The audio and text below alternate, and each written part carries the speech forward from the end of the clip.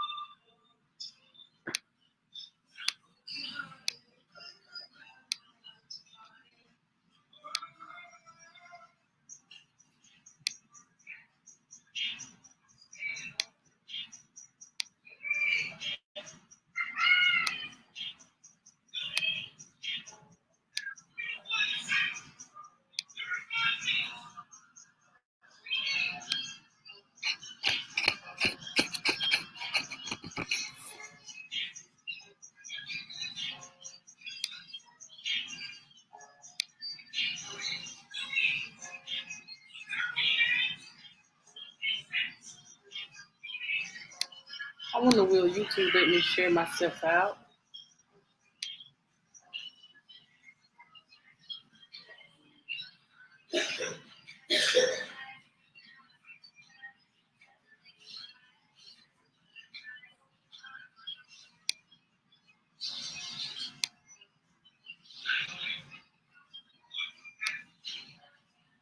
Hey Trisha, how you doing today?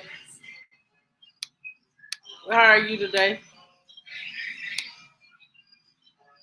Cause I show up for the end in live, child.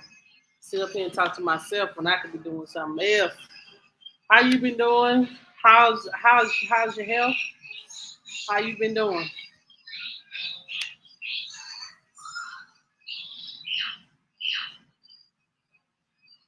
Oh.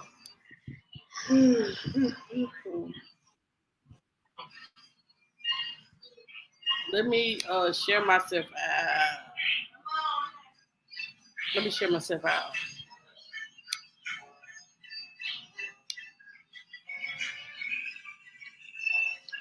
I'm gonna try to once I get this to work. Let me share my screen. What's the heat like in Texas, Trisha? What's the heat like in Texas?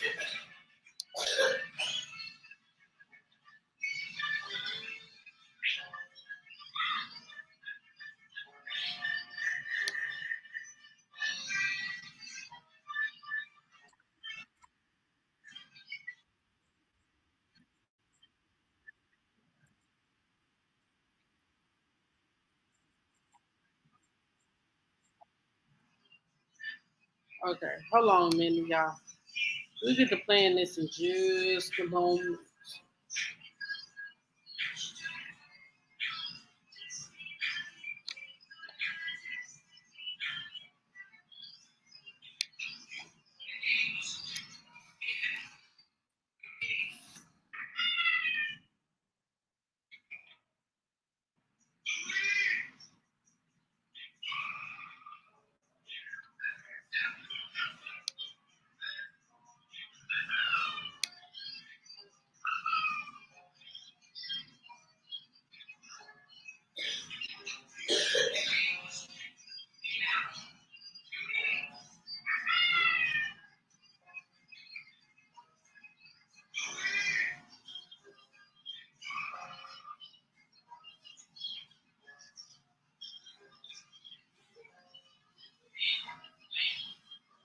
Hold on, y'all. Uh, okay. I'm just gonna play this and do part 2, then we could be done with that. Um, give me a second.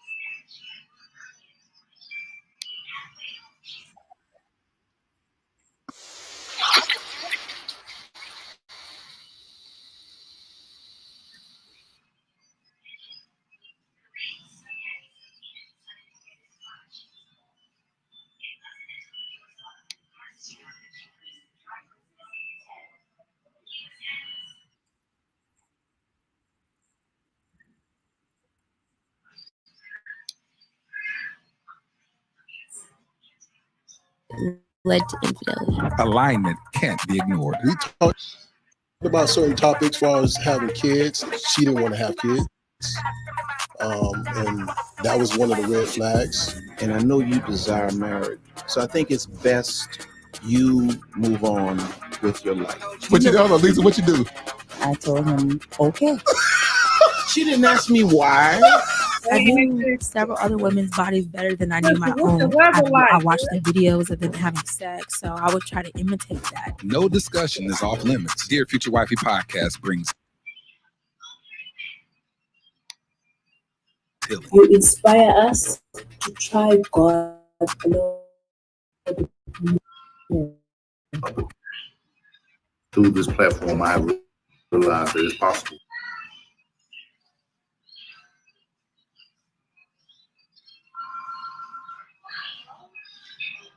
It's possible to love again. The conversations have really helped me to change my perspective on relationships. Season 7 is all about tough topics. I'm Terrace R. Whitfield, and welcome to the Dear Future Wifey podcast. Welcome to the Dear Future Wifey podcast. I'm your host, Terrace R. Whitfield. Listen, are you still shacking up with us? If you're still shacking up with us, can we get a commitment? Hit that subscription button and subscribe. Make sure you turn on your notification bell so you'll be notified about upcoming episodes. We're trying to hit 500K subscribers, and we're about a little less than 75,000. I don't know what it'd be at this point. 75,000 away.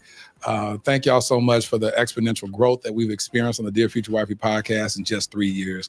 Thank y'all so much. If you're listening to us on streaming platforms, Apple Podcasts, Google Podcasts, you name it, make sure that you leave a review and make sure that you subscribe on Apple Podcasts and receive downloads every time we drop one. Well, this is part 2 of the episode, You Reap What You Sow, with my homie, Derrick Jaxson. What's going on, brother? Nothing much, man. So the first episode was pretty good. How you feel?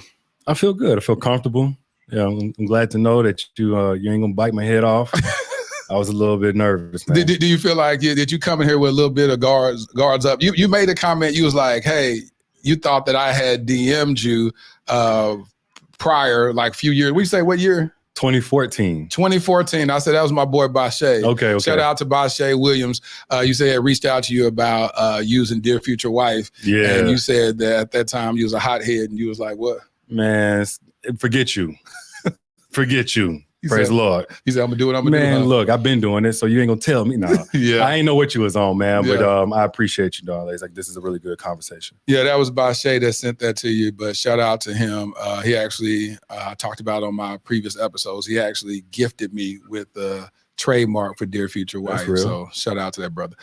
So we're at the point in the conversation where you were contemplating calling off the marriage. What happened for you to decide to go forward with the engagement? I just felt like it was too much pressure. It was like we're getting close to the wedding. Of course, the stress of that. I think she was still pregnant. She was pregnant now with my baby boy, Derrick Jr. And I'm like, it's so much on the line. And then on top of that, I'm doing my thing in my career. So we had sat down maybe a little bit before this and mapped out a plan. Well, I mapped out a plan with her, because most of the stuff that I had done from the first book to the initial, whatever, was in my single stages. So this is the first time we going into this chapter together. And I'm like, I got you by my side. This is what the play is. We're going to do this, this, and this. And then in the next couple of years, we're going to be able to just be in, philanthropists and be multimillionaires and whatever. So at this point, I'm making multi-millions in my 20s, so she already know what's up.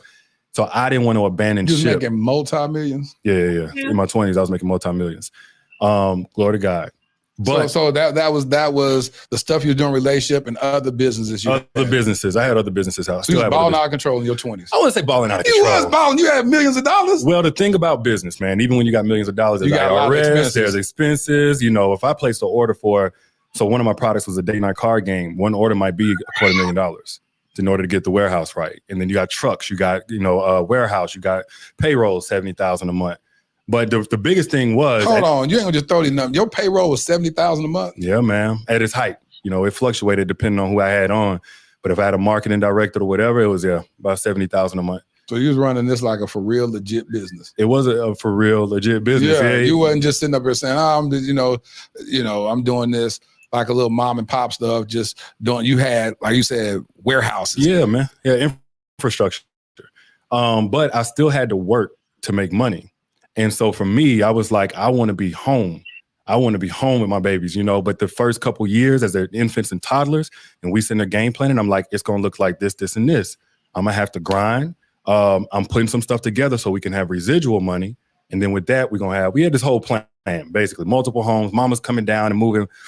And I was like, I don't want to abandon ship from all of that. And of course, the pressure and so on. But man, we were breaking down toward the end, man, even in the engagement. And then what made you press forward? Exactly what I said. The pressure, the plan, like, don't give up on it. Like, somehow, some way, we still got to make this work. And then how'd you recalibrate and say, let's get married? Honestly, we just went through with the wedding. You kind of riding that high. Her uncles came down. Unfortunately, her dad had passed, so he wasn't there, but that male presence was there on her end. A little bit before that, I had talked to her mom. Me and her mom didn't have the greatest relationship, but she gave me a blessing to marry her daughter. So all of this stuff just felt like it was coming full circle. So on the wedding day, my mama there, my uncle, everybody on both our sides of the family is there. It's beautiful. And it's like, all right, maybe now we can kind of wash away some of the stress that was going into here of planning the wedding and all that, and get back to the plan. We're gonna save the world, and we also gonna break generational curses, and we're gonna raise up these beautiful children. And what happened? Not that. It was about a good week or two of us having a honeymoon phase, a honeymoon break. But again, I was still, just my experience was, okay, I clearly haven't been perfect. Actually, in the engagement, it was after the counseling session. I went and had lunch with a girl. And that's when I got kind of shook, like, man, you can't go back. And I didn't sleep with her, but I that was cheating. That was totally, wrong or what have you. So you had lunch. You didn't get a hand job? No, nothing. No, but we had texting and stuff. So I had inappropriate conversations and stuff like that. Was but it somebody you messed around with in the past? No, never messed around with her before. But it was a girl I was clearly attracted to, and I knew better than to go and even have lunch with her. Oh. And I went, sneaking around and stuff. So did you have plans to smash? Keep it 100. No, I ain't gonna lie to you. I'm trying to think back, but you're talking about 2017, 6 years ago. I absolutely would have if we got into the same vicinity. But at that point, I was just. So y'all hear this man say that 2 weeks into his marriage, he said that he was on a lunch date with a girl and having an inappropriate conversation. 2 weeks into his marriage.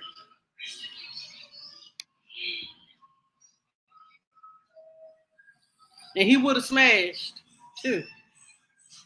But I digress. Just in my feelings. I was just in my feelings, and like, man, I just need to get away, be around a female, whatever. But that was in like mid 2017. So cut all that off. Going forward, I may have had conversations with girls at most, but like the worst thing about me is I was still maybe a flirt, maybe responding to something like that. But now that we married, okay, there's no chicks or whatever, we focus, we got this plan, it's 2018, and we're still having a ton of disconnect. We will come together for a little bit, and we will be intimate, and we'll be friends, but we're disconnecting a lot. And this is going into the birth of our son. So again, I'm thinking pregnancy emotions, it's always something. But then on my end, I'm just wearing thin. It's been a year-long engagement, which was, really tough for us both, I'm sure. I know something is wrong. No, I ain't doing everything perfect, but I'm trying. At this point now, I'm just I'm opening up the doors on everything financially. I'm talking about new Range Rover, new this, new that. Then I'm still rubbing feet. I'm still asking how her day was, trying to be emotionally connected, trips out the country, just whatever. Because I'm thinking maybe she doesn't feel invested in, or maybe she don't feel soft life enough. So it would happen for a little bit where we good, and then we would kind of disconnect again. And then baby boy is born. And then now we kind of riding the high of that. So it was a lot of volatile ups and downs, go through the whole year. And now her mom's friend, who claims to be like a prophet, we go and meet with her. And this started the kind of, I call it honestly, a little bit too far, the super religious thing that started happening. And the prophet friend of her mom was like, y'all gonna have a lot to go through, and y'all going this, that, and the other. And then she started speaking, and I ain't like that. And we kind of clashed about that because it's connected to her mom. But this is the first year of the marriage where it's like, man, now we're really, really falling apart. She said, y'all gonna go through a lot of stuff? Yeah, and I mean, honestly, it's almost like the Zodiacs that be like, yeah, today you're gonna blink. Like this, yeah, it's life. We're gonna go through life. You know what I'm saying? Today you're gonna blink. I just was weirded out by the whole, I didn't understand at that time prophecy, and I believe in it now. I've met totally legitimate. So when you look back on it, was she right or wrong? Yeah, she was that about that. Yeah, she was absolutely right. We went through all kind of stuff, absolutely.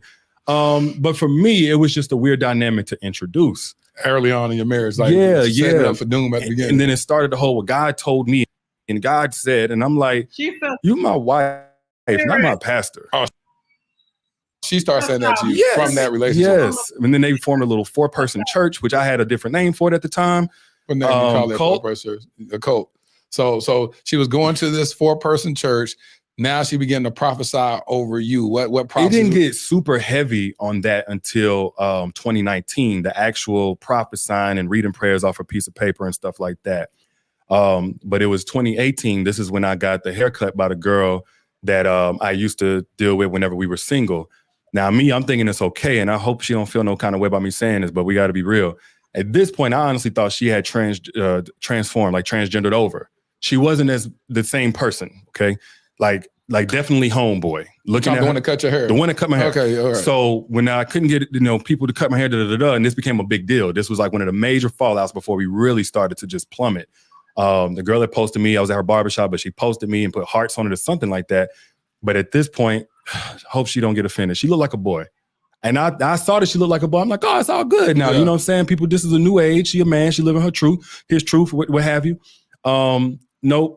Danae found out about it by seeing that story. Danae is one of them passionate people both ways. And it's a beauty when it's a beauty. But she also knows how to hit you where it hurts, what to say to you, how to say it. So she said some stuff, man. And at this point, I'm like, I'm tapped. Now I'm really tapped. Did she call you gay? No, she didn't call me gay. I thought you said that because of the picture of the girl. She looked like a street hooper or something like that, man. She just looked I'm not trying to be messed up. I know, but I'm saying, I'm thinking it's cool, but what did Naya say that was like hitting below the belt? She's still calling me an F-boy. She's still saying I'm a cheater. And at this point, I'm not cheating. And so again, it's not good enough to do stuff intermittently, because ultimately, even whenever you look like you're doing something, you're making your person relive the same trauma all over again. Right. Me, at that point, I was so heavy into defensiveness. So the moment she called me something, instead of like sitting with that and saying like, what makes you feel like, have you been like all the stuff that we probably know to do now, at that point, I'm just defending myself. Like, man, I can't do nothing right. All you do is mention what I don't do or what I do wrong. And what it looked like I'm doing wrong. But I done did it and I listened to all this stuff I've been doing and it ain't nothing. Yep. So it started that clash because she feeling unheard, I'm feeling unheard. And this is toward the end of the marriage. And this actually preceded the first time that I stepped out in the marriage. Caregiver coach Pat Bailey, how are you doing today? You know what, Lateris, I'm really not doing as well as I could today. Why not? Because 50% of our families are experiencing some sort of emotional disconnect. 50%? Wow, that's the same statistics for divorce. You know what makes it so sad? When it becomes to our parents, Ephesians 6:2 tells us we need to do better than this. So how can we do better? Y'all, hold on. Well, the first thing we need to understand is you're going to be a caregiver or you're going to be cared for. And in particular, with the statistics associated with Alzheimer's, 6.5 million people today with Alzheimer's. By 2050, we're talking about 18 million people. Hold on, you're talking about 3 times as many. 3 times as many. But there's a process. Hold on, y'all. Now, I don't know what the hell happened.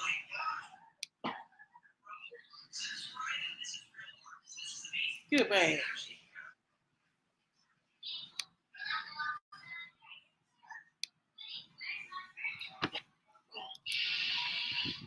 No thanks.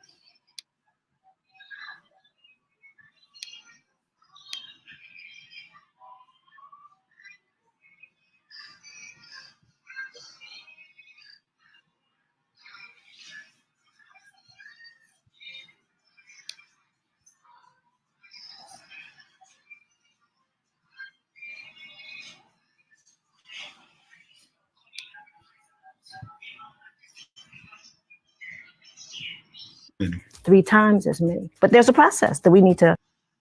I'm sorry, Miss Lady. I know what you're talking about.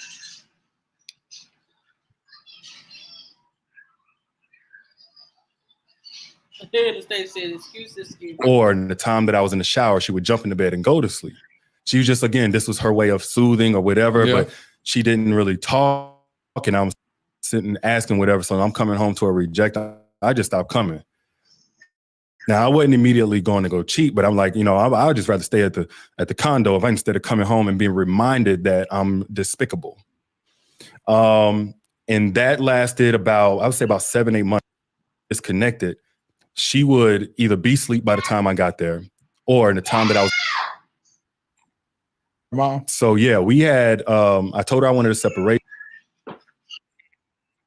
Absolutely. I tell you what, findingnewtomorrows.com will send you a free resource guide. Listen, I thoroughly appreciate all that you said today, and we got to change those statistics Today. And that was what, year 1? That was right at the end of year 1. It was after a year of engagement with none of that, and then at the end of the year 1 of the marriage. And did she ever find out about that? When I confessed it to her. Oh, you confessed it? Yeah. How long after? This was when we separated in 2020. So this was maybe a year and some change after. Is that when she left in 2020 and went back home to her mom? So yeah, we had. I told her I wanted to separate. So I was saying that year just off and on. It might be 4 or 5 months I'll go without doing nothing, and then we still clashing. At this point, I'm in the condo. I think y'all talked about that a little bit. So you had 2 residences. You balling out of control. You had this big old mansion, and then you had this condo in downtown Atlanta, right? Yeah, we always had plans of having multiple homes. So at first it was my warehouse, but it was too busy over there. Then I got like Airbnb. It was like $1,000 a night. So we talked about having a condo, and then what it would look like for her to be okay with that. Clearly, it's probably not going to be. No. Yeah, and understandably. But the thing we came up with was that she was going to have a key fob so she can get in whenever she wants, unannounced. And when we had a babysitter, we'll go down there. But that's going to be our first time having a second residence, whatever. So as time went on, when we clashed, though, I started staying at the condo more. Because I was already like, again, we working a plan. I'm a grind. I'm setting this and up. It's going to be residual by this year. And so it was like maybe like 3 or 4 months of coming home when we so disconnected. She would either be asleep by the time I got there, or in the time that I was in the shower, she would jump in the bed and go to sleep. She was just, again, this was her way of soothing or whatever, but she didn't really talk, and I'm sitting asking whatever. So I'm coming home to a reject. I just stopped coming. Now, I wasn't immediately going to go cheat, but I'm like, I would just rather stay at the condo instead of coming home and being reminded that I'm despicable. And that lasted I would say about 7-8 months before I started back tripping out, before I started back, stepping out and stuff. So what you did, you said, so the first time towards the end of about December of the first year, and then you cheat, then you come back, confess, and then No, I didn't confess. So that time you confessed towards when after she left. We really fell out. So in 2020. Yeah. So in that time, in 2019, mid 2019, so I started tripping out. I'm like, this is definitely over. I can't do this. But I remember feeling. At Sam's Club, it's more than back to school. It's back to showing off fresh new fits with all their BFFs. Score.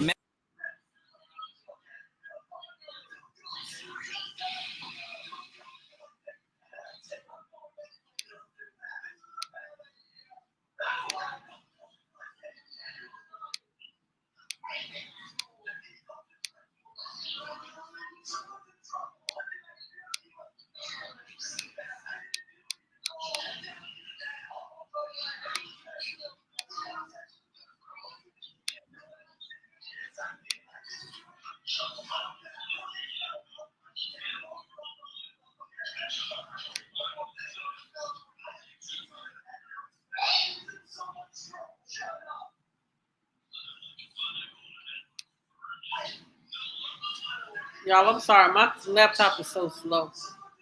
I'm going to take it.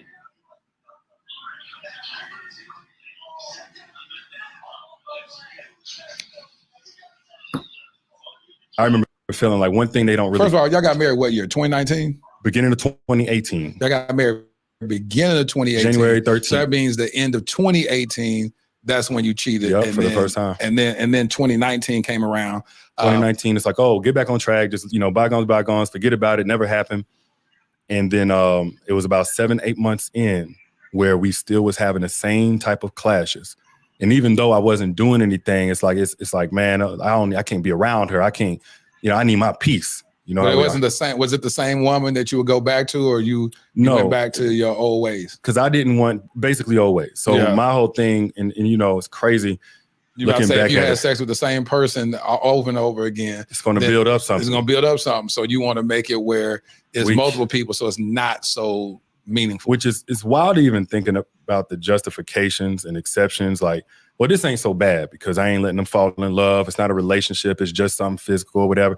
But that's exactly what I was thinking. Oh, it's real. That's exactly what I was like. And man, don't let it go too far with one. And then you had to mix that. Like, I ain't saying you got to, but I was mixing that in with, all right, man, stop. Just like, all right, I got it off. I got that out my system. Just start back over clean. Get back in. And then we'll go a good couple of weeks, maybe a month or two, and we clash again. What's interesting is that y'all never completed the counseling sessions that y'all have for premarital counseling, and those same issues didn't do nothing but follow you into the marriage. Absolutely. And so now we see that the clash of the titans take place in 2020, where she said that she left. Mm-hmm. And she left and no notice. You basically come home, your family gone. Something like that. So what happened was I was like, enough of this cheating stuff. I'm done again.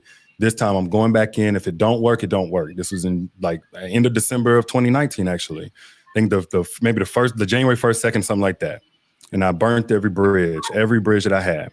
What is looking like burning bridges? What is burning bridges? Is like, I don't want to continue this any further. I mean, do you say that to the women? Yes. So you have a conversation and say, I'd send a text. I was sending a text. Are you sending a text? Yeah. Hey, I ain't finna mess around with you no more. I don't want to mislead you. I don't see this going any further. We're done. Don't expect to hear from me. That kind of thing. And I'm tapping back into my wife, or do you say? I wouldn't even say that. I think at that time for those messages, I just was saying like, we done. But they knew what it was. They knew I was on the outs. We were estranged. We were in different all these things. Yeah. So none of them really gave me too much flack about it at that time. But for me, I'm like, I'm dipping in out of giving myself excuses. So sometimes I do, and sometimes I feel guilty. I feel like the hypocrite I was being. I feel like, man, I'm leading people. I'm preaching and I'm counseling, whatever, but I'm not living it. Right. And so I would, the resentment had me feeling like, well, in this situation, it's different because I feel like this. I done rolled out the red carpet. I done been everything she asked me to be and more. And it's been spat on. That's just resentment talking and having you thinking that, oh, it's cool because. Yeah, but then, justified. But then that truth really hits you at some point when you talking about it and somebody say something like, I'm glad there are men like you in the world. And then that conviction hit. Honestly, bro, I ain't even that kind of man in the world. How did it feel? She said one day she called you out, and this was early on before y'all got married. She said, do you even believe the stuff that you say? Yeah, this was back in North Carolina. Right. I felt like I understood what she was saying, but I was like, why is this the first time you referencing my career? Because, okay, I didn't just talk about don't cheat. A lot of my stuff was about, leave thoughtful gifts, write poems, write love letters, let her know how you feel, all these different efforts, sacrifice, breakfast in bed. These are things I all did. And I was like, why is it that stuff is obsolete?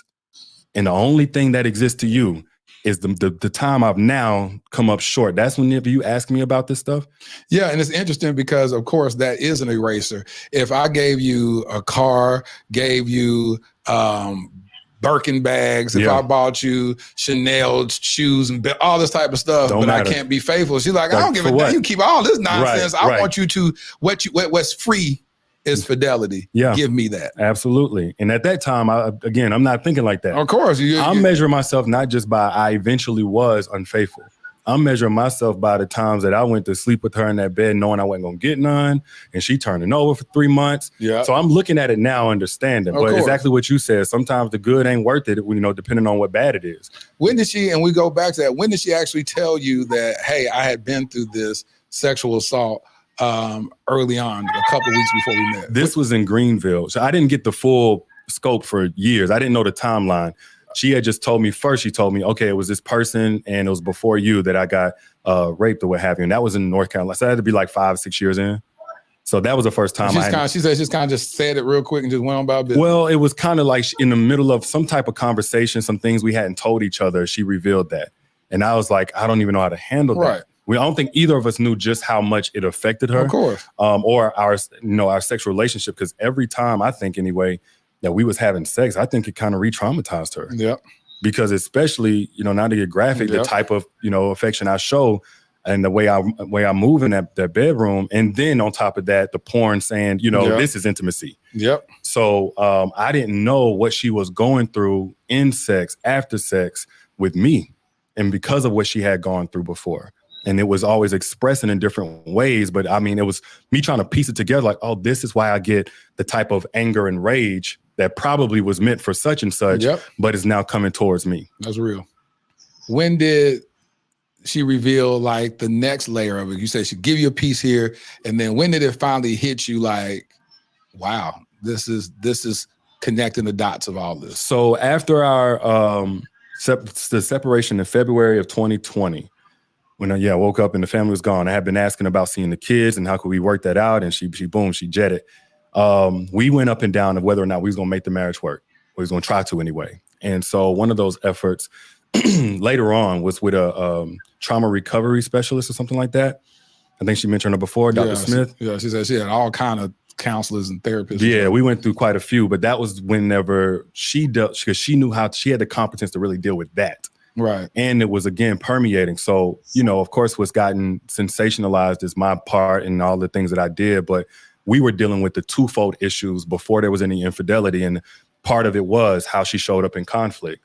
That's when we went in deep. And then the therapist was steady helping me become an ally to her. Cause I was like, I don't want to traumatize her. Like, this is still a woman I love. I want to make it work and stuff, but how do I help her if I can help her heal? And it meant like certain exercises to get her comfortable with my touch, knowing that I was safe, I was different.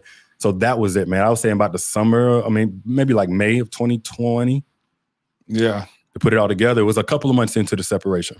And so when y'all were separated, y'all were still working towards helping the relationship. Here and there. So, any little argument or whatever could cause her to ghost. There was a couple of times I just, I honestly thought it was over a few times, but I would try to keep in contact with the kids and she might ghost me for a week or two and I can't talk to nobody. But most of that we were up until I would say about May or June. And then that was whenever it was like, we're getting divorce lawyers. She's basically letting me know it's over with. I don't care what you do. And yeah. During that time when she left, did you find that as an opportunity to say, okay, she gone. I don't know what happened to this marriage anyway. Were you like, finna wild out again? I'm single now. The only time when I started wilding out was when my birthday came in July. Before that, I was just flying up there. I probably so you tell me during that time she's gone. Now you want to be faithful, right? So right? No, exactly. Now that she's gone, now I want to prove myself. But the thing was, again, I gave my life to Christ in February, and I was trying my best to walk this straight line. This was before she left, before she knew anything. I was in my truck and I had a conversation with God. Like, I got away from you. Earlier in my years, I was with you, and now look at how things have turned out. So now I'm walking a separate walk from her. We walk in this thing for marriage, but I'm personally trying to be aligned. Clearly I'm not good at this, whatever. So in this time, I'm just whatever it takes to close the gap. If she's not wanting to talk to me this week or what have you, let me be with the kids, because they were begging for me, especially Marley. I would hear Marley crying for me, and she would ask me when I'm gonna see you again. Honestly, we all at the mercy of your mama's. I ain't say this, but I was like thinking to myself, we all at the mercy of your mama's anger with me. You know what I'm saying? So I'm trying to soothe her. I was just trying to be close. That's what I was the whole.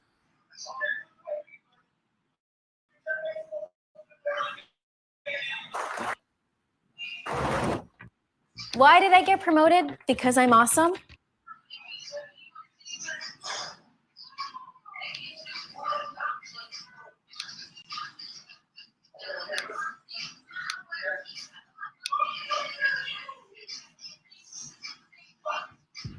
And because I'm using WordTune. Last week, I almost sent Nate, our graphic designer, kind of a bossy message. But then I used WordTune's rewrite and it helped.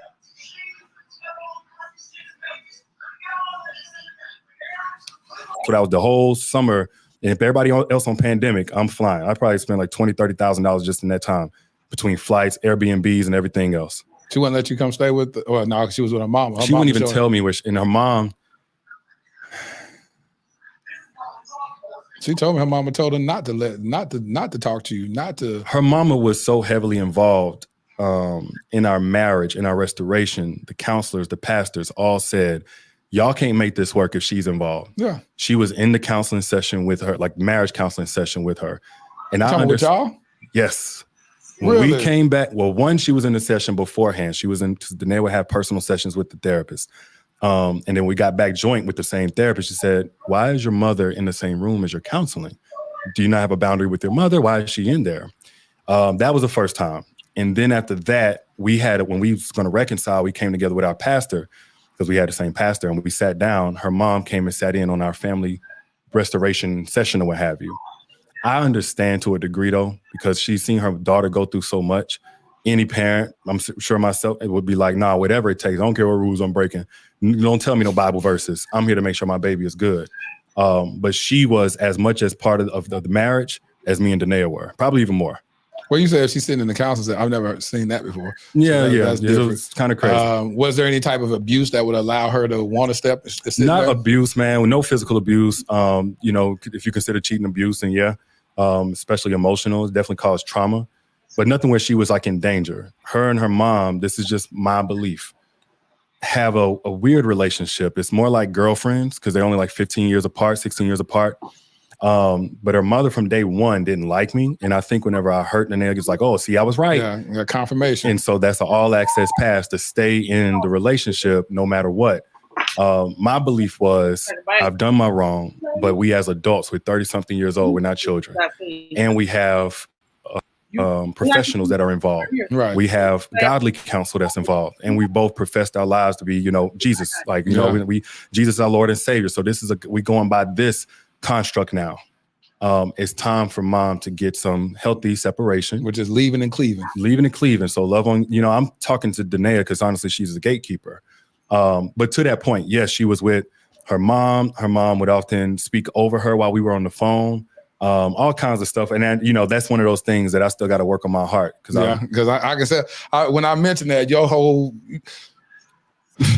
I said, is he finna cry or is he finna get mad? Well, I tried, man, look, I'm not trying to stir up nothing. Because again, I get her mother's participation. The reason why I get it, it was to be protective. But then sometimes and then I was right, and that's the kind of thing that's going on. But to your point, the entire time we were trying to restore, all the way from February, March. Now we done flew over to churches. There's a lot that's going on. She said that she gave you some homework assignment. She was like, I want to see you get stronger with build your relationship with God, get some accountability around you, be more present in your kids' life because like most men, they get to working and doing all this type of stuff. That she said she wants you to be more intentional on spending time with your kids.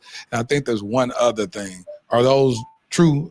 Those three things. To a degree, it wasn't to spend time with the kids, and then we kind of had a little back and forth about that because I love spending time with the kids. If they're ever around us, you'll see they gravitate towards me because I love my kids, and that was the whole plan, is to get back to where we can both be in. But yes, for a time, I'm gonna be away from the house most of the day, so I had about an hour or two per day of quality time that I could do, and on the weekends a little bit more. But what I understood what she was saying, because I don't want to speak for her, was her saying, I want you to do some of the things with the kids, like wake them up, get them to school, pick them up. The daily task. And we had a little bit of a beef about that.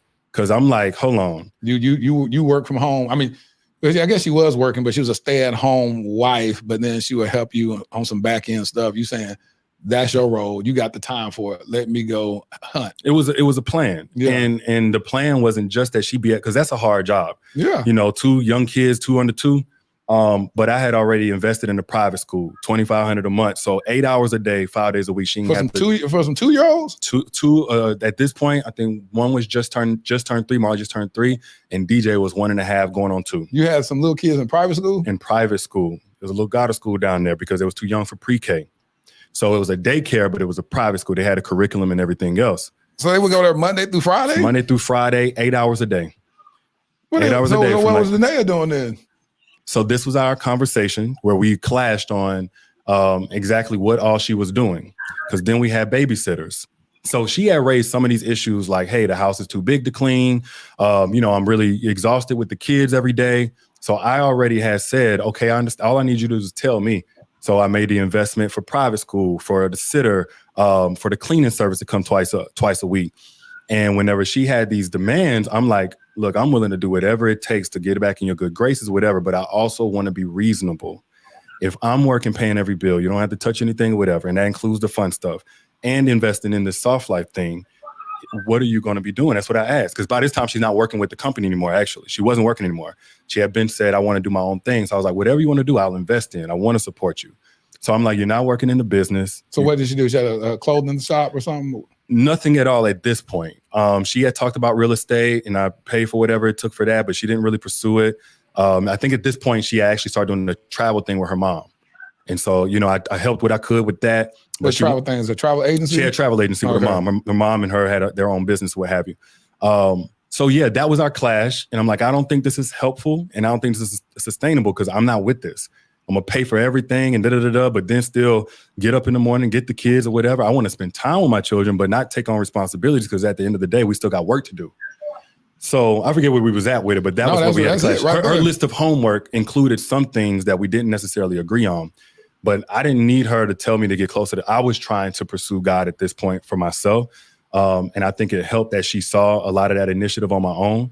Because one of the pastors that she watches on TV, and then I ended up popping up with That's him. what she said. She said she was watching YouTube or watching something. You popped up down there at the altar in the service or something. Yeah, I didn't leave him alone. Because she said you was like, I'm finna start following this minister around. That's what you started doing? Something to that degree. We developed a rapport.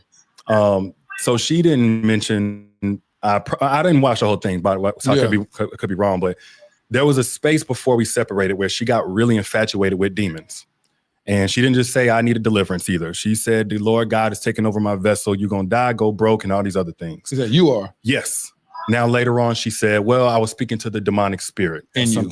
Yes. And this is an interesting dynamic for anybody with their spouse to talk about you speaking to.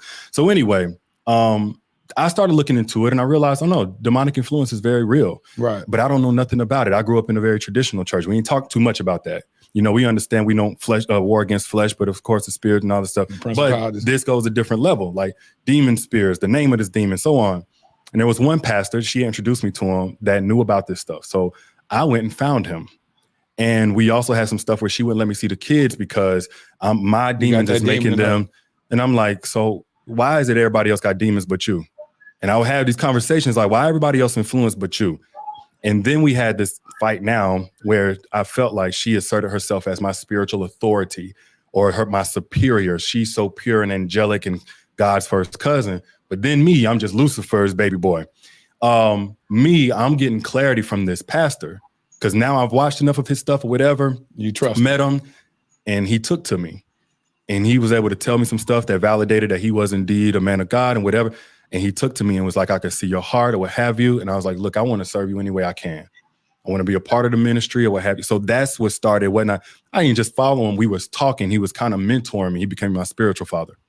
And so did anybody else confirm? Was there some deliverance service where maybe that pastor and a couple of other apostles or something linked around you and cast the demon out of you? They cast, like I did go up there to the front and I got the deliverance and all that stuff, but it wasn't like necessarily what she was saying. It was when we all discussed it together, because now he's a friend of the marriage.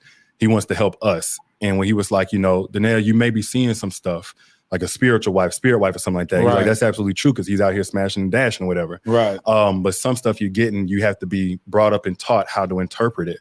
So Danae was actually, I think anyway, very well meaning because she wanted to protect her family. At one point in time, she was trying to protect me, praying over me. Before we separated, I had woke up one day and she had her hand on me and she was praying over me.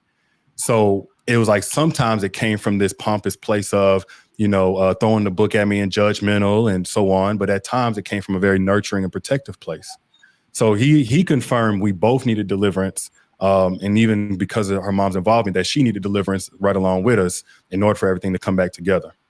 And so what happened to where now, what transpired for her to move back from, where was she in Denver? Where was the family She was from? living in Denver. Mm-hmm. And what made her transition and say, okay, let's, reconnect with my husband and let's try to make this work and move back to Atlanta? So that pastor had, this was after my birthday, and I've been wilding out and stuck. I'm like, it's over with.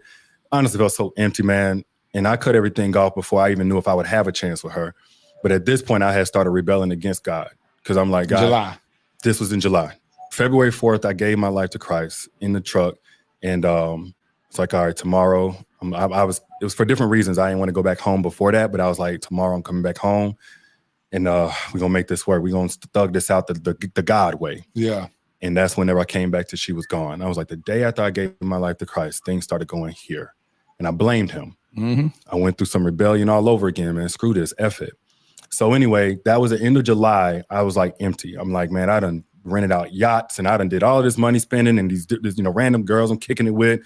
I don't even know them or like them. So just being real, like I don't even like you, like, you know what I'm saying? So I was like, man, go on somewhere, man. And before she said anything, I again burnt the bridges. I'm so off and on.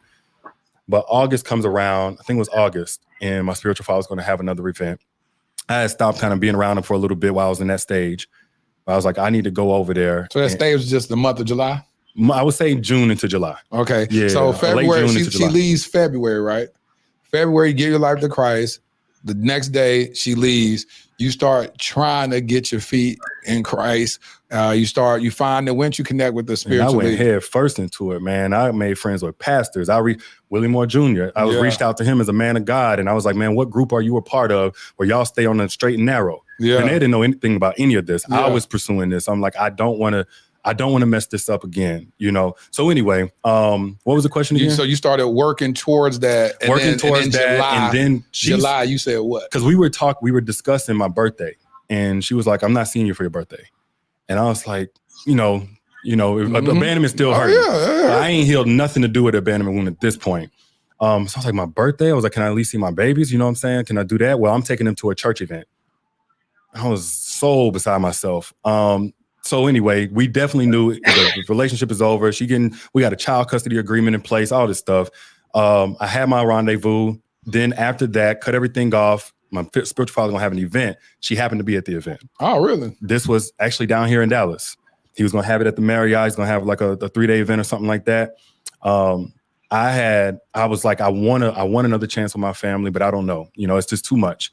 But I brought a picture to put it on the altar and pray and everything else. Her mama came with her and brought the kids. And we had not at this point talked in like 2 weeks. So it was the first time you seen your wife at church with your kids? In a minute. Yeah, no, we had seen each other throughout the summer, but this time. No, I'm talking about, you said for 2 weeks. There was a couple of weeks. We had discussed me seeing the children because I kept trying to just keep some closeness with them. I went up to Denver to see them. And from that point, she ghosted me. She stopped answering. I was up in Denver for like 5 or 6 days. She wouldn't answer or nothing like that. And like a week and a half later, we was at the church at the same time. And you looking up like, wow, there go my wife and kids. I broke down, really seeing the kids. Cause I was like, at this point, I'm wanting another chance, but I'm also understanding. And she's kind of beat me up at this point. So I'm like, whatever on that to a degree, but I really, really miss my babies. So they ran into my knees and I'm like, man, like maybe. And so he had the sermon. Afterwards, he offered to see families that were trying to restore. And that's whenever we had the session, her mom came in and sat right down with her as we had our family session. And at some point, the pastor said, why is mom here? And then, so they came visit. You weren't living in the DFW Metroplex at this time? No. Neither one of us were. But basically, that was the point where we said, we're going to try again. That's in that conversation. Did her mom co-sign on that at that time? She just kept listening and nodding along and stuff like that. So I don't know the conversation with her mom, but I guess she did. I don't know. And then y'all decide to let's do it again. Let's do it again. And decide to what? Move to Dallas? First month is I'm going to spend up there because she wasn't ready to part from her mom yet. So I got another Airbnb for 30 days. Dang. And then we moved down to Dallas together. And we moved to another Airbnb while we found a place. And we started the restoration. And this is where, honestly, bro, the whole thing, this was like one of the most beautiful things that was happening. I could tell some distance happened with her and her mom because I could always tell whenever she was close. She would come, man, I'm talking about, she get a call, come back, and she hates me. Now it's some distance. Now we're starting to reconcile. Now we're talking. We're still going through with the therapy. We crying, we expressing, we forgiving on both ends. Because everybody know about my sins, but it was some stuff she, you know what I'm saying? So the kids are seeing it, and this is when I wrote a book. healed together while hurting each other. But I wrote it based on all the things we were doing. We had a schedule now. So we went through that process. This is toward the end of 2020, I think. Things ain't perfect, but we fighting for it. We in church together. We serving in church together. We praying most of the time together. We doing warfare, all of it. And then comes 2021. What happened in 2021? March of 2021. I think it was the 22nd or 23rd. No. Actually, a little bit before that. A month prior, my auntie passed. It was my mama's only sister. And that was really tough for me because she was always the one that was most proud of me outside of my mom. And 2 weeks later, my dad passed. My stepdad passed. And so we went to, at this point, man, I don't take losses well. You know, deaths are nothing.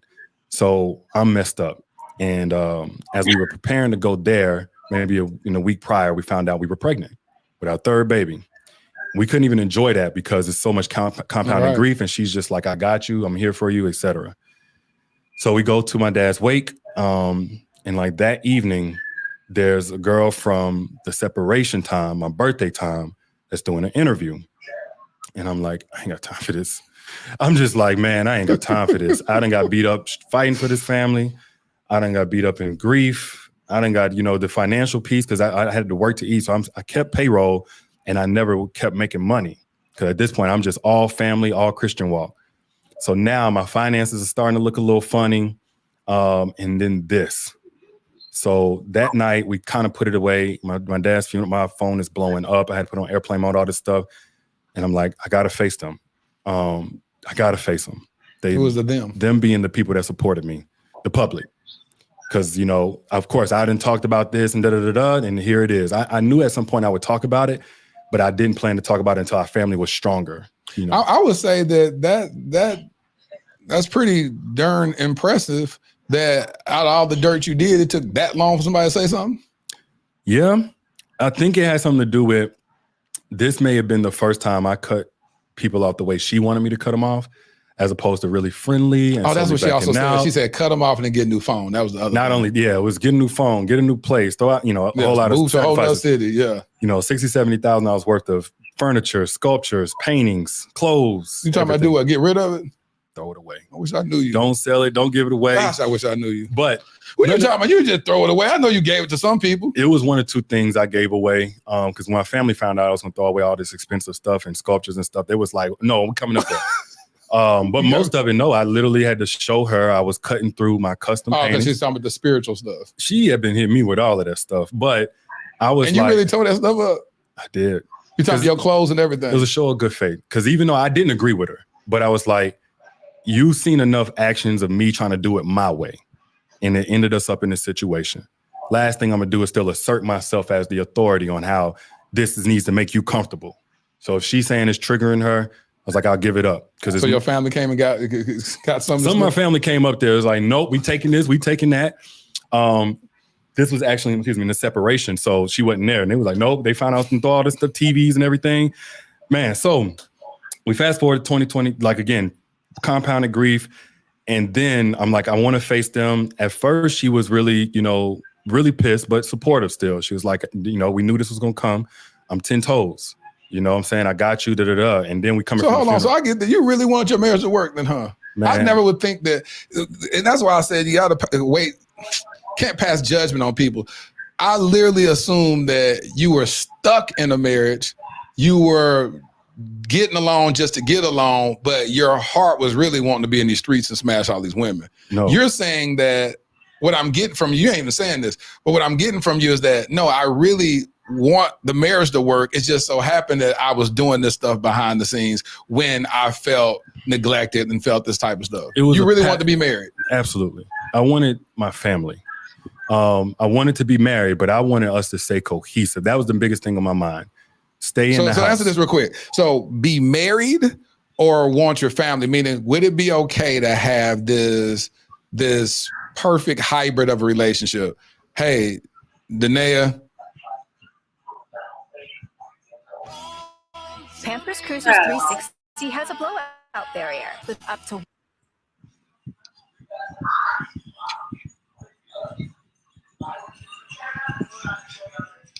100% leak-free fit.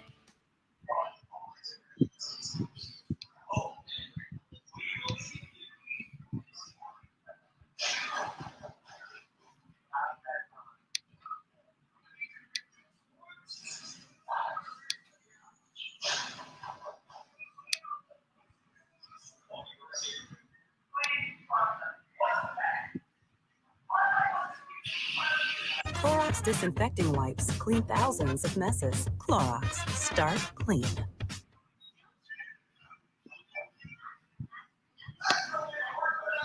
So what are y'all thinking? What are y'all thinking while I get this together?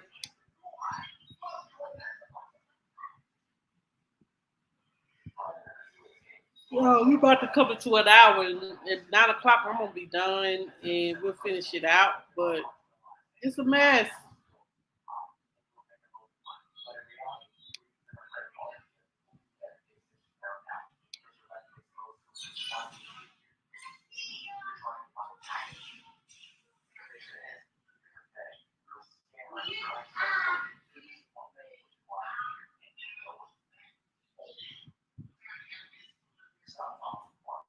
I have a propensity to smash chicks on the side.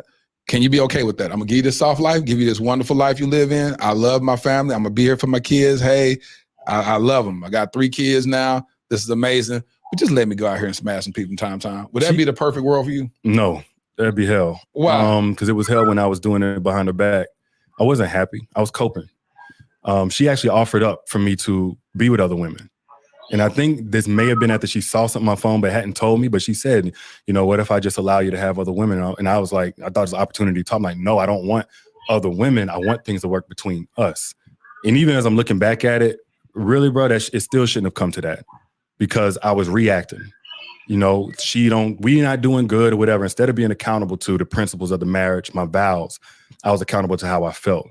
And that was, again, a part of this long pattern of I'll be good so long as I feel good about you and how we doing. But the moment I don't feel good, screw it. So you tell me a perfect situation for you getting remarried again is a woman that says, I believe a man, because I've had women come to me before. Women have come to me over the last couple of years. And when I've spoken about infidelity in the past, I have women that come to me and be like, because it's not normal for a man to be faithful. So let me tell you something, Terrence, if you choose me as your wife, you can go smash women on the side. It don't matter. That don't bother me. As long as you taking care of the household, as long as you don't let that mess come to my doorstep, I'm cool with it. But the reason why I personally can't do that is because I think you're speaking to I know you're speaking to the lowest version of me. That because of my faith and my relationship with Christ, I can't operate like that. But then a lot of times men will say, well, look at the men in the Bible or whatever. I understand that. We're not in that time. You know, I know they had multiple wives. They had all this type of stuff. That's when people argue polyamory and polygamous. But I was like, that's not me. I know, like you're about to say, what you touched on, what that did to my soul. It grieves my soul. So my question to you is, why couldn't you just do that with your next wife if you decide to get married again? The variety of vagina never pulled me. It wasn't like it was more so physical. It was emotional. I was soothing whenever I slept around. That I had when basically like this. Okay, so when the times where I was faithful, like I might spend 6 months here, 8 months here, whatever, 3 months. When I was happy, I curved girls that most guys would do anything to get next to. But it was when I was unhappy for an extended amount of time, I would at least open the door to have conversations and start there. And then it would go all the way there. A perfect world for me, man, because I don't mind the same vagina over and over again. When I'm in love, it feel new to me every single time. I was fine physically. And I mean, this is why we stay connected in that way. There wasn't a complaint there. Right. And I want to be respectful to her as a woman because, you know, she's not my person anymore. And I'm, you know, somebody else's wife eventually. But that wasn't my complaint. My complaint was how cold it felt. And honestly, I used to say it, I felt more lonely and single than when I was single. In the relationship, just that rejection, that was just the way that she coped and did her own thing. But that was the part I really wanted. In a perfect world, I didn't feel that. Now, in a realistic world, as a man, I should have had better coping strategies as opposed to coping with women or anything that was going to compromise my vows. I should have been equipped and prepared more to deal with that or to leave if I was just so unhappy. But I didn't take that responsibility. How are you reconciling that, being the voice for caring for a woman's heart, but then privately destroying the woman you had at home? Resentment. That was the denial I needed. It was like, if you would do anything and feel like you right in doing it, if you feel hurt enough, pissed off enough, disrespected or taken for granted enough. These are a lot of the things that I was saying to her, like, man, you taking me for granted. And nothing to do with nothing physical or superficial. It was like how much I'm sacrificing for you, da-da-da-da. But one thing I didn't understand, man, is she wasn't experiencing that. It was like, it's kind of like if you ever been down on yourself, like, man, life is so bad because you got into it with whoever. But then you got to really think like, nah, man, my kids is good. My roof is over my head. I got blood in I'm alive. So it's like objectively some things are true, but you're not experiencing it based on what you done focused on. And what I didn't learn until way later was that she never experienced all of these things that was on my mind that I was personalizing that she didn't appreciate. So in a perfect world, man, like it's just I one woman, that's what I want. And the last couple of years of the marriage, that's what I stuck to, no matter how I felt. And I know and apparently the world feels differently. So you saying, right? When you say the last years, we'll get to there. So you get this lady, she does this interview. What did she say in this interview? I didn't watch that interview either. Why would you watch? How could you not watch a video of somebody talking about you and everybody? I was broke down, brother. I was at my limit. I had just lost two very important people in my life. I already had jacked up my family and we were trying to get it back together. I got a baby on the way. The finances is tricky because I can't even work consistently. Danae at that time, like she was still healing a lot. So I had become the primary parent for the elder children. They went to the gym with me. I did get them up and brush their teeth and put them to bed and all these different things, taught them and resolve conflict. And so there's so much pressure on me just as a man. And then throughout that process, because I was the wrongdoer, all of my feelings were obsolete. And now it was okay. Like, screw how you feel. Yeah. You hurt her. And so I felt, even more invisible. This goes back to the first counseling session we did, feeling invisible, to childhood. It's like, man, I'm repetitively feeling alone. So as we coming back, and I know they done did, I was like, I can't think straight. We get back, and I know I'm gonna face my audience instead of, being further more cowardly than I already had been, because no matter what, I want to walk according to what I think is the right thing to do. I faced them that night, but I only talked to what I did in the separation. I didn't tell them I had cheated in the marriage as well. So I was like, again, I want to do this. I want to do this again. And I offered for her to have a voice if she wanted to. Part of our counseling was her having a voice. She wanted more of a voice. She said, yeah. And then that's when we did the video. In the video, how do you feel about how she represented herself in that video? Well, because you remember, you're the face of this brand, to have her on there where now she's been attacked from the bonnet, which was something very intentional that I was when she came on the podcast. I said, Danae, listen, the last time, I understand how triggering these moments are. I said, so I'm gonna get a makeup artist. I'm gonna get somebody to make sure you look right. I don't want nobody criticizing you on my platform. Why didn't you give her that same level of care to make sure that when she represented herself, she was representing the best light? I didn't look at her and felt like she needed makeup. I didn't feel like that was the missing piece in her being presentable or beautiful. I still, honestly, bro, I don't look at that video of what she had on and see anything wrong. The only thing I can see now from the outside is her body language. And I knew what that was because of. But people in real life didn't know. Both of us were shattered. I'm a bit more poised probably in front of the camera. And also I'm more functional. Like, even when I'm not okay, I look okay. But she was showing it, right? But for different reasons. She was pregnant at the time. Pregnant. No one knew she was pregnant at the time. She was pregnant, and she was somewhat grieving because she knew of my stepdad as well. So we're both coming from some really heavy stuff. On top of her being pregnant, on top of this being a season of attempted reconciliation, and so we show up, and that way I didn't really. Again, it didn't stick out to me because this ain't my first time seeing her. Just, again, I think she's beautiful. And I appreciate what you did and making sure that she was protected. But I know afterwards, when we thought about doing some more conversations, I was like, oh, let's get PR. So our body language ain't the same because I don't want them to talk about you.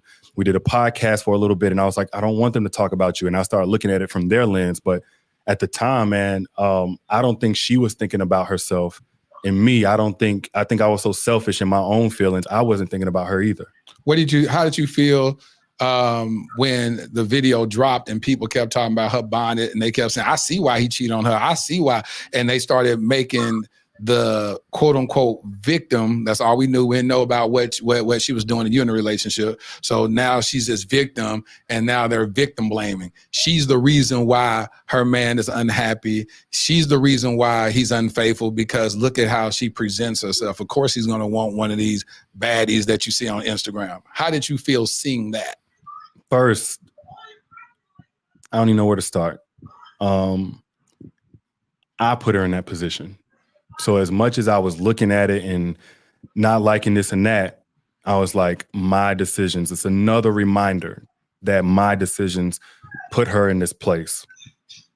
Secondly, I think I just felt helpless because typically I'm the one that like stands for people who get crucified wrongly, and especially women, but really anybody. I've stood for men too, but like here, I'm obsolete because I'm the one that caused it. Thirdly, there is no connection to a woman's looks and a man's integrity. One way or the other.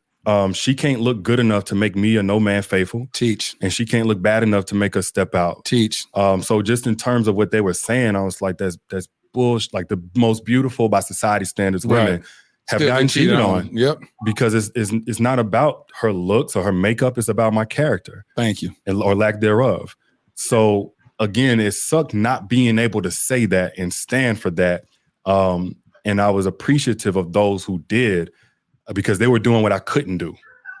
And so it was really like, I mean, the shame that was already there, the guilt and all this other stuff. And then you add in the ripple effect of now family is getting involved. Her mother is, I mean, you talking about might as well moved in. It was so much that went on. I just like totally now I'm obsolete and I'm moving myself, and I'm fine with that because I need to make sure she's okay to healthily carry this baby. Because she's pregnant still. We still got to go to these doctor's appointments. Yep. She still got to keep an appetite. I've been in the middle of scrutiny and I was fine with that. Like, man, talk about me. One, I deserve it. Two, I'm kind of used to it. But I'm used to it on that level though. Even on that level, because people love Derrick Jaxson. It's a lot of men that didn't like you, but women love you. Look at your social media following. I mean, when did you ever have 1 million people following you? That's a lot of people that even when the video came out, people still, I would hear people say, I don't care what he did to his wife. I still find value in what he's saying because he helped me through this and he helped me through this and his video helped me get out this toxic relationship. So no matter how much the world crashed down on you by that, you still had, and I still say the overwhelming majority of people are women that still was advocating for you. I feel a little differently, man. I think not only advocating for me, I think they were advocating for what I stood for and that it didn't just wash that away. What I've gotten from them anyway, because I had people that turned on me and I totally understand. But the people that in real life or even online, they were like, that doesn't take away from your truth. But for me, again, I had rumors go viral about me before. People just don't remember because I wasn't as big, but I've seen tens of thousands of people unfollow me before because they thought the nail was white and I didn't date black women. So I already kind of knew, but I also think I just was too numb to that. Now, this is the first time that scrutiny is coming to somebody I love, somebody close to me, because of me. Right. So that was my whole attention went to, this is a new experience for me in that regard. That she's not built like that. Right. You know, she ain't used to this and she wasn't supposed to ever have to get used to it. So what was going on in my mind is just the lowest feeling you could probably imagine. Even with trying to tune out social media and everything else, her coworkers, her mama, her whatever, had to see her relive this trauma. And people making talking points because people kind of forget we both human. Yeah. You know, and they could forget I'm human, but I'm like this girl that y'all go from protect black women to, ooh, look at her bonnet. That point. And music videos and stuff like, I mean, it's so insensitive. I'm wishing I could say something, but I'm still the cause of it all. So it's guilt, shame, helplessness, fury, anger. Some people that I thought were at least somewhat friends making jokes about it. And it gave me a perspective, man, that like on some level, my platform had probably done the same thing. You know, when I talked about people and, you know, especially holding them accountable, I always thought I did it with a level of ethics. And, you know, I'm trying to at least be constructive here. But ultimately, I was making a lot of people's wives relive their own trauma. And if anybody's listening, you know, I was wrong for that. I want whoever I've ever talked about to understand that that was wrong of me. But that gave me a perspective I never had before because I saw her trying to shut it out, but her phone blowing up. Yeah. You know, friends and stuff is concerned. Is she okay? And understandably, but it was overwhelming. When you look at what made you record the video, I know you said some of your followers sent the video to you about analyzing yourself, which I thought that was, when you look at that and you hear somebody talking in third person about themselves, they consider that textbook narcissism. Mm-hmm. What in the world would possess you to do a reaction video to yourself? Horrible decision making. I was like, why would you do that? Horrible thought process. So for me, whatever I'm going through, my MO has been to just work through it, get up and go do something. But at that point, I'm the biggest conversation. And I was like, this is not something I stand by. But I was like, how I'm going to talk about everybody else, but I want to talk about me. Dumbest decision. Because out of 800 videos, the one that I do in third person is the one that confirms I'm a narcissist. You're a textbook narcissist. Textbook narcissist. It's third person. And we all have a PhD in narcissism from Instagram. Yeah, we all got it from Instagram, YouTube. So I was like, well, that didn't go as planned. And I took it. And then on top of that, Derrick, at the very end, what do? Promote a product. I probably did. I probably did. He was like, and I have this book that I had come. I said, this N-word. Right. The show must go on. This N-word just sat there and did. What is wrong with this? The most detached, not reading the room moment probably in my life. Mm-hmm. And so what kind of pushback did you get from that? Just the same. It was for me, and again, it's not trying to be arrogant. It's just like for whatever's coming my way, I know how to, for the most part, block it out. You know, my whole career has been about, being. All right, y'all. So I'm going to stop that right here. We'll watch this later. I do have to do some schoolwork, and I do have to get my kids to bed. Jesus, what do you guys think? I know Donna say that she feels that Danae is ungrateful. Find a man that's going to be good to her as Derrick. I just feel like he still, even she had trauma that she didn't deal with, and I don't think she was ungrateful. She just, before she got with him, man, you don't know if you ain't never been experienced rape or be raped. You don't. I feel like certain parts of her. If you don't never deal with your trauma or whatever that has traumatized you, it will spill over into relationships. It will spill over in your marriage, being sexual with someone.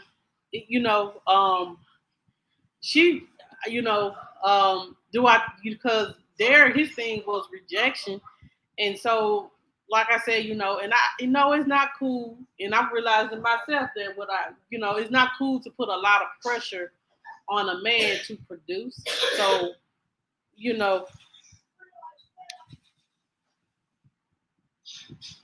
I have too.